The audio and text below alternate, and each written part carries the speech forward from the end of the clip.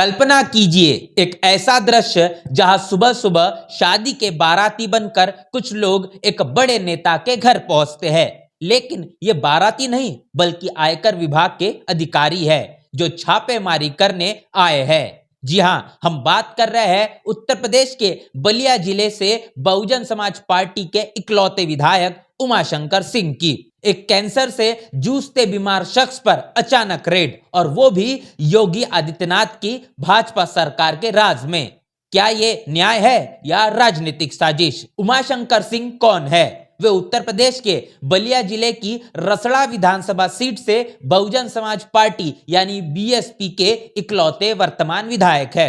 लगातार 3 बार 2012, 2017 और 2022 में वे चुनाव जीते हैं। एक बड़े व्यापारी के रूप में जाने जाते हैं, मुख्य रूप से सड़क निर्माण के काम में, लेकिन उन पर अवैध खनन जैसे जुड़े होने के आरोप लगते रहे हैं। फिलहाल वे गंभीर रूप से बीमार है, कैंसर से लड़ रहे हैं। हाल ही में ही अमेरिका से इलाज कराकर लौटे हैं और लखनऊ में आइसोलेशन में रहकर उपचार ले रहे हैं। दोस्तों, ऐसे समय में जब कोई इंसान जिंदगी और मौत की जंग लड़ रहा हो, क्या छापेमारी की जाती है? यह सवाल उठता है योगी सरकार की संवेदनहीनता पर। अब आते हैं मुख्य घटना पर। बुधवार 25 फरवरी 2026 को करीब 7 बजे आयकर विभाग के अचानक उमाशंकर सिंह के यहां लखनऊ के गोमती नगर विपुल खंड स्थित आवास, दफ्तर और अन्य ठिकानों पर छापेमारी शुरू की।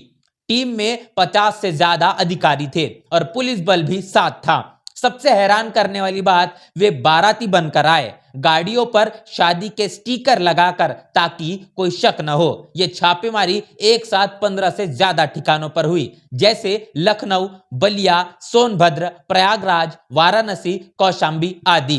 कारण टैक्स चोरी का मामला, अनुमानित 1000 करोड़ रुपए की चोरी का संदेह, अवैध खनन से कमाई, राजस्व को चूना लगाने और संपत्ति बैंक डिटेल्स की जांच। लेकिन दोस्तों, क्या यह संयोग है कि बहुजन समाज पार्टी के इकलौते विधायक पर ही निशाना? योगी सरकार की यह रणनीति दलित बहुजन विरोधी लगती है, जो विपक्ष को कमजोर करने की कोशिश है। गुरुवार 26 फरवरी 2026 को छापेमारी दूसरे दिन भी जारी रही।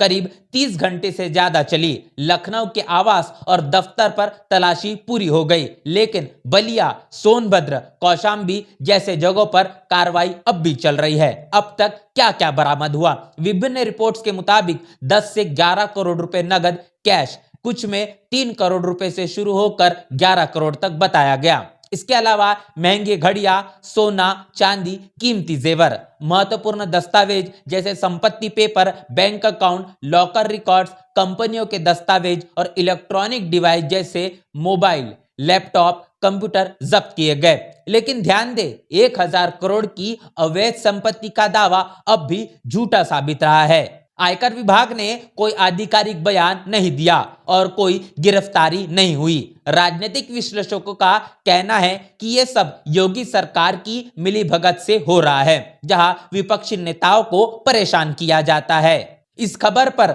मनुवादी मीडिया का चेहरा फिर एक बार बेनकाब हो गया। यूपी तक ने कहा, उमाशंकर सिंह के यहाँ पड़ा छापा तो तमतमाई मायावती। रिपब्लिक भारत ने बोला, बसपा विधायक उमाशंकर सिंह के घर से 5 बड़े बैग लेकर निकली इनकम टैक्स की टीम, 10 करोड़ कैश बरामद। और 4PM ने कहा, योगी के सबसे करीबी विधायक उमाशंकर सिंह पर इनकम टैक्स का छापा। ये सभी खबरें बहुजन समाज पार्टी की छवि को धूमिल करने की कोशिश लगती है।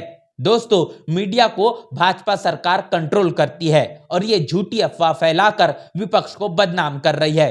इन सभी चैनलों की रिपोर्ट्स ऑनलाइन उपलब्ध है, जो दिखाती है कि कैसे वे भाजपा के इशारों पर नाचते हैं। योगी सरकार की यह हरकतें लोकतंत्र की हत्या है, जहां मीडिया को हथियार बनाया जाता है। बसपा प्रमुख बहन मायावती ने इस छापेमारी को अमानवीय और मानवता के खिलाफ बताया। उन्होंने कहा कि विधायक गंभीर बीमारी से जूझ रहे हैं, इलाज के बाद पूछताछ हो सकती थी। यहां तक कि योगी सरकार के मंत्री दिनेश प्रताप सिंह ने भी टाइमिंग पर सवाल उठाए और इसे जिंदगी मौत की लड़ाई लड़ रहे व्यक्ति के साथ अन्याय बताया।